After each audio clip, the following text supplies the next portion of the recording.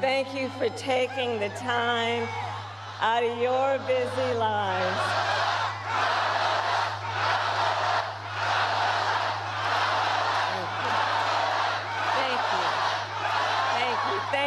Thank you, everyone.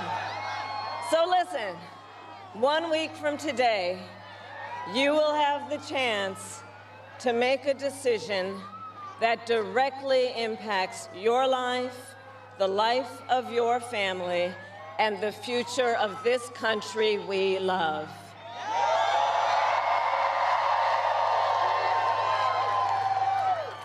And it will probably be the most important vote you ever cast. And this election is more than just a choice between two parties and two different candidates. It is a choice about whether we have a country rooted in freedom for every American or ruled by chaos and division.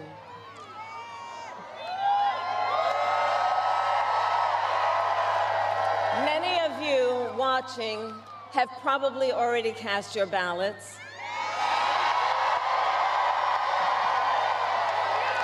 But I know many others are still considering who to vote for, or whether you'll vote at all. So tonight, I will speak to everyone about the choice and the stakes in this election. Look, we know who Donald Trump is. He is the person who stood at this very spot nearly 4 years ago and sent an armed mob to the United States Capitol to overturn the will of the people in a free and fair election. An election that he knew he lost. Americans died as a result of that attack. 140 law enforcement officers were injured because of that attack. And while Donald Trump sat in the White House watching as the violence unfolded on television, he was told by his staff that the mob wanted to kill his own vice president. And Donald Trump responded with 2 words: "So what?" America, that's who Donald Trump is. And that's who is asking you to give him another 4 years in the Oval Office. Not to focus on your problems, but to focus on his. And Donald Trump has told us his priorities for a second term. He has an enemies list of people he intends to prosecute. He says that one of his highest priorities is to set free the violent extremists who insulted those law enforcement officers on January 6th.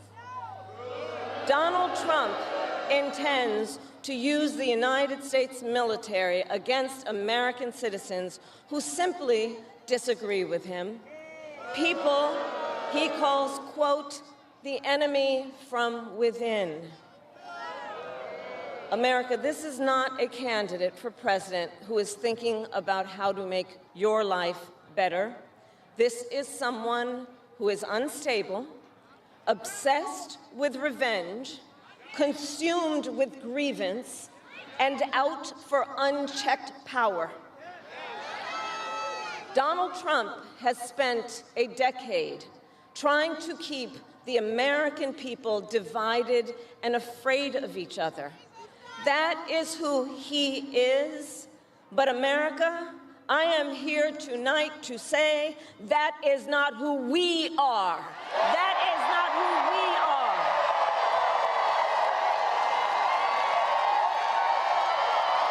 That is not who we are. You see, what Donald Trump has never understood is that e pluribus unum, out of many, one, isn't just a phrase on a dollar bill. It is a living truth about the heart of our nation. Our democracy doesn't require us to agree on everything. In fact, we like good arguments from time to time. Just think of your own family, right? It's not the American way to not have disagreements. We don't shy away from robust debate. In fact, we like a good debate, don't we? We like a good debate. And the fact that someone disagrees with us does not make them the enemy within. That's right. They are family, neighbors, classmates, co-workers. They are fellow Americans. And as Americans, we rise and fall together.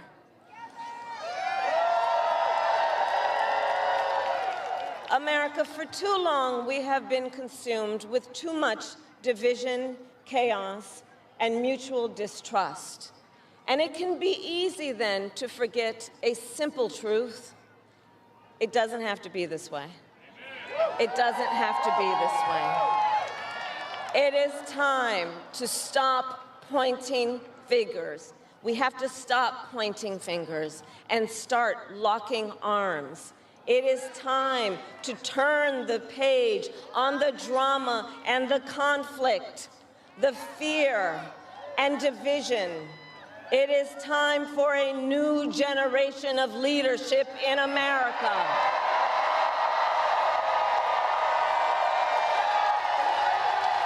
And I am ready to offer that leadership as the next President of the United States of America.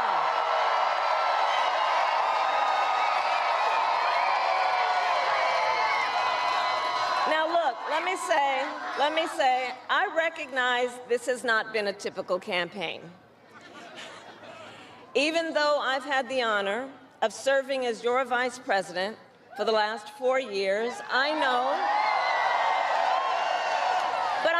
that many of you are still getting to know who I am. Well, let me tell you, I am someone who has spent most of my career outside of Washington, D.C., so I know that not all the good ideas come from here. I am not afraid of tough fights against bad actors and powerful interests, because for decades, as a prosecutor and a top law enforcement officer of our biggest state, I won fights against big banks that ripped off homeowners, against for-profit colleges that scammed veterans and students, against predators who abused women and children, and cartels that trafficked in guns, drugs, and human beings. And I did this work because for as long as I can remember, I have always had an instinct to protect. There's something about people being treated unfairly or overlooked that frankly just gets to me. I don't like it. It's what my mother instilled in me, a drive to hold accountable those who use their wealth or power to take advantage of other people. The drive to protect hardworking Americans who aren't always seen or heard and deserve a voice, and I will tell you that is the kind of president I will be.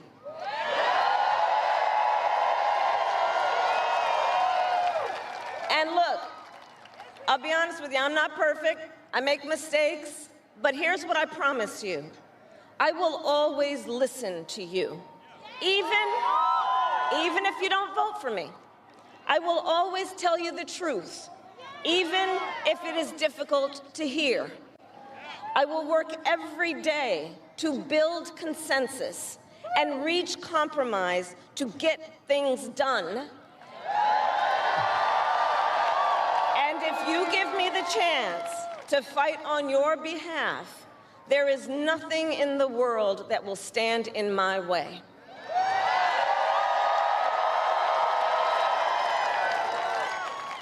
So look, in less than 90 days, either Donald Trump or I will be in the Oval Office. Okay? On day one,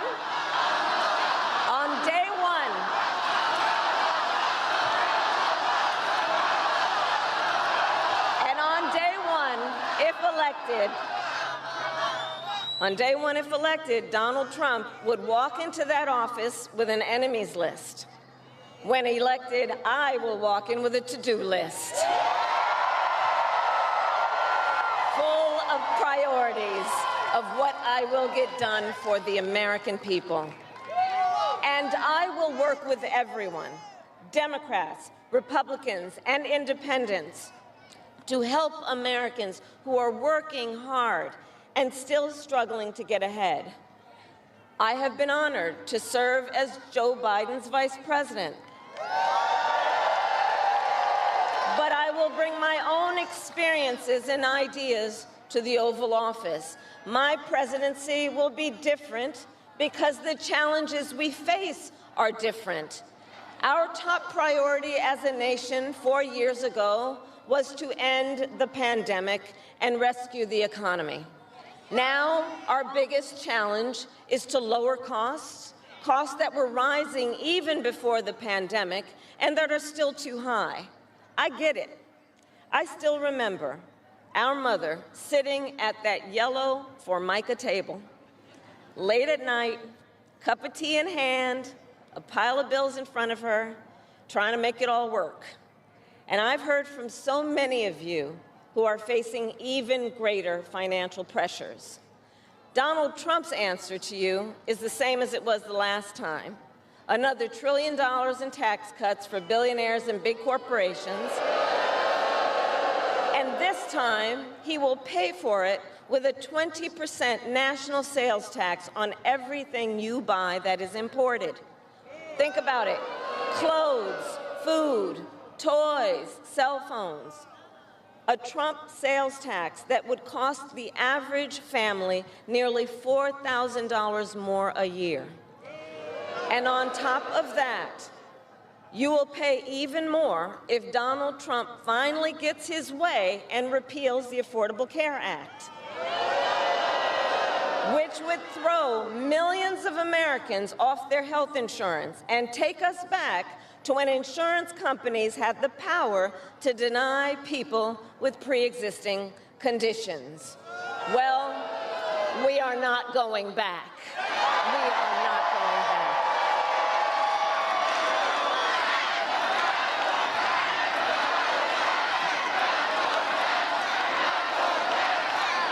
We are not going back because we also know Donald Trump would deliver tax cuts to his billionaire donors. I will deliver tax cuts to working people and the middle class. I will make sure you have a chance not just to get by, but to get ahead. Because I believe in honoring the dignity of work. I will enact the first ever federal ban on price gouging on groceries, cap the price of insulin, and limit out-of-pocket prescription costs for all Americans. I will fight to make sure that hardworking Americans can actually afford a place to live. I'll never forget how our mother saved up and how excited she was when she could finally afford to buy our first home. I remember how excited she was. And I know that owning a home is not only a measure of financial security, it's about the pride of your hard work. And as president, I will fight to help first-time home buyers with your down payment, take on the companies that are jacking up rents, and build millions of new homes.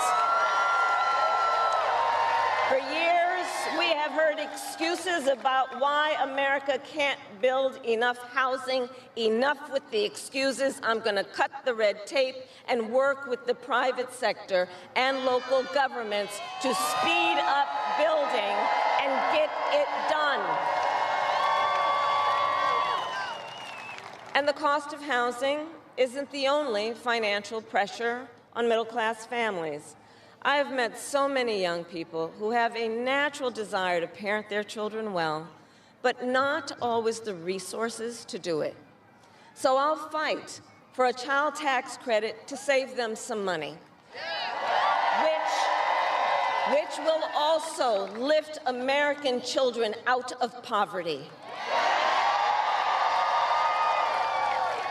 I'll work to lower the cost of childcare, which is out of reach for too many working families today.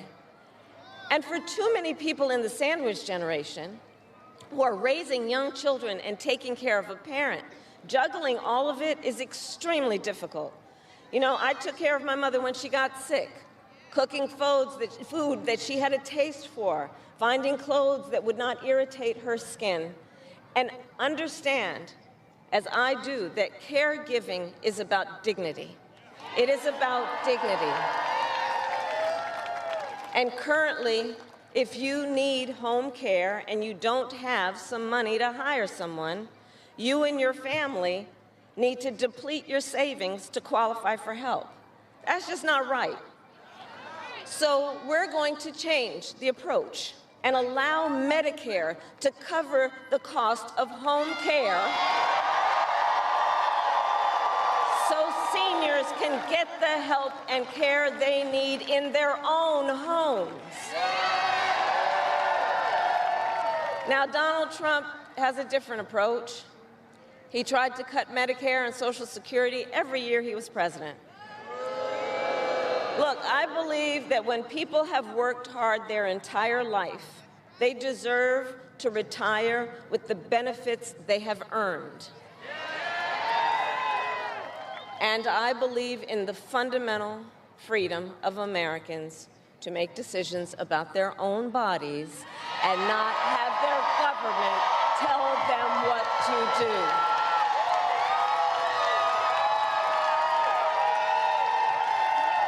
I will fight to restore what Donald Trump and his hand-selected Supreme Court justices took away from the women of America.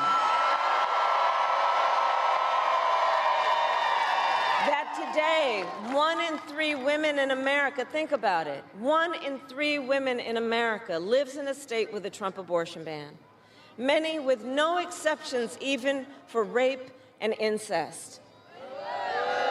The idea that a woman who survives a crime of a violation to her body should not have the authority to make a decision about what happens to her body next, that is immoral.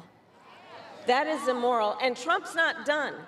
He would ban abortion nationwide, restrict access to birth control and put IVF treatments at risk, and force states to monitor women's pregnancies. Just Google Project 2025 and read the plans for yourself. And look, I think we all know one does not have to abandon their faith or deeply held beliefs to simply agree the government should not be telling her what to do with her body. Not the government. And when Congress passes a bill to restore reproductive freedom nationwide, as President of the United States, I will proudly sign it into law. Proudly.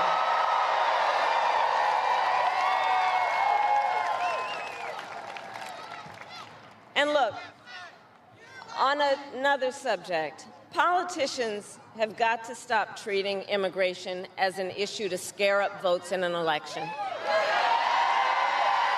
and instead treat it as the serious challenge that it is that we must finally come together to solve. I will work with Democrats and Republicans to sign into law the border security bill that Donald Trump killed. When I was Attorney General of a border state, I saw the chaos and violence caused by transnational criminal organizations that I took on. And when I am president, we will quickly remove those who arrive here unlawfully, prosecute the cartels, and give Border Patrol the support they so desperately need. At the same time, we must acknowledge we are a nation of immigrants. And I will work with Congress to pass immigration reform, including an earned path to citizenship for hardworking immigrants like farm workers and our dreamers. As Commander-in-Chief, I will make sure America has the strongest, most lethal fighting force in the world. Donald Trump, on the other hand, has shown his contempt for our nation's heroes, calls them suckers and losers, called a four-star Marine general a, quote, lowlife. I will always honor, never denigrate, the service and sacrifice of our troops and their families, and fulfill our sacred obligation to care for them. I will strengthen, not surrender, America's global leadership. And I will stand with our friends because I know that our alliances keep American people safe and make America stronger and more secure. Look, world leaders think that Donald Trump is an easy mark, easy to manipulate with flattery or favor. And you can believe that autocrats like Putin and Kim Jong-un are rooting for him in this election. I will always uphold our security, advance our national interest, and ensure that the United States of America remains, as we must forever be, a champion of liberty around the world.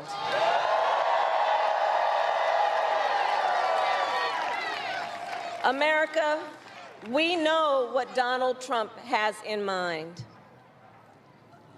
More chaos, more division, and policies that help those at the very top and hurt everyone else. I offer a different path, and I ask for your vote.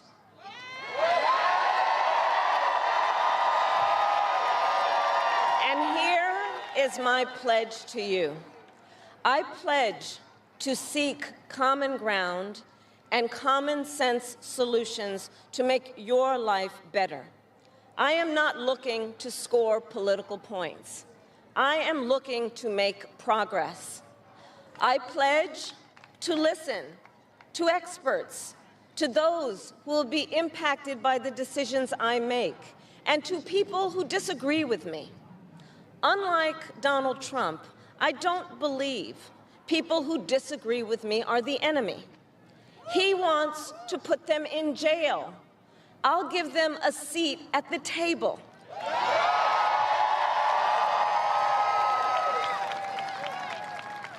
I pledge to you to approach my work with the joy and optimism that comes from making a difference in people's lives. And I pledge to be a president for all Americans. And to always put country above party and self.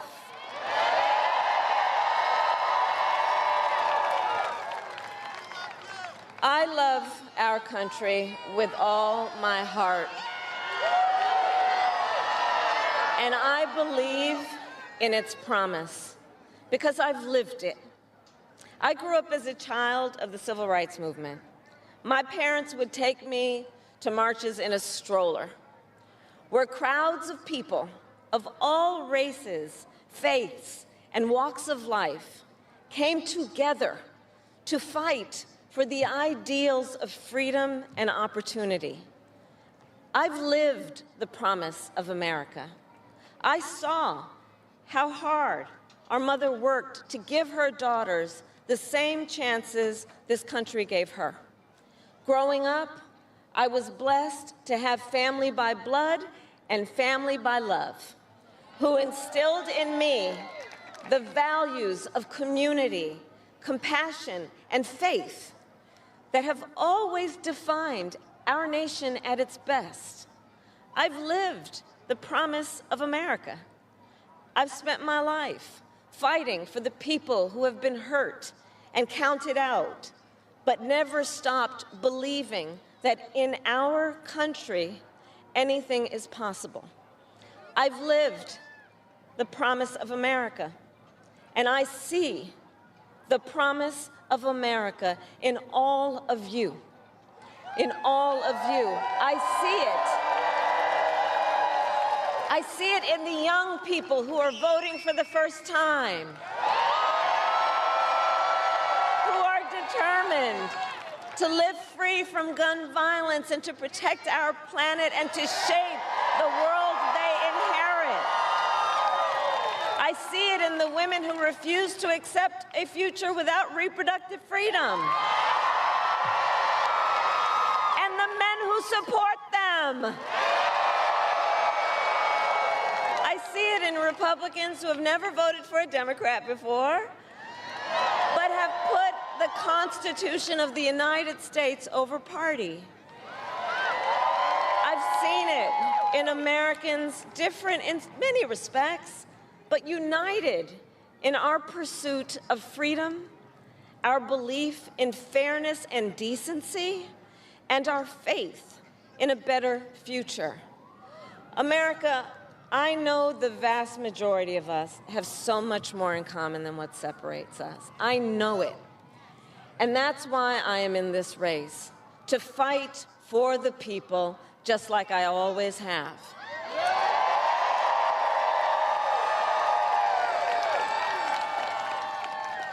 Nearly 250 years ago, America was born when we wrested freedom from a petty tyrant.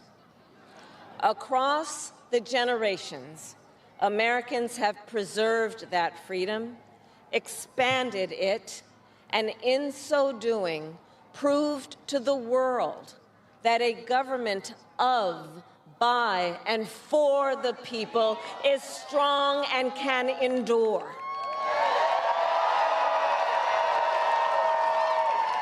And those who came before us, the patriots at Normandy and Selma, Seneca Falls and Stonewall, on farmlands and factory floors, they did not struggle, sacrifice, and lay down their lives only to see us cede our fundamental freedoms. They didn't do that only to see us submit to the will of another petty tyrant. These United States of America, we are not a vessel for the schemes of wannabe dictators. The United States of America is the greatest idea humanity ever devised.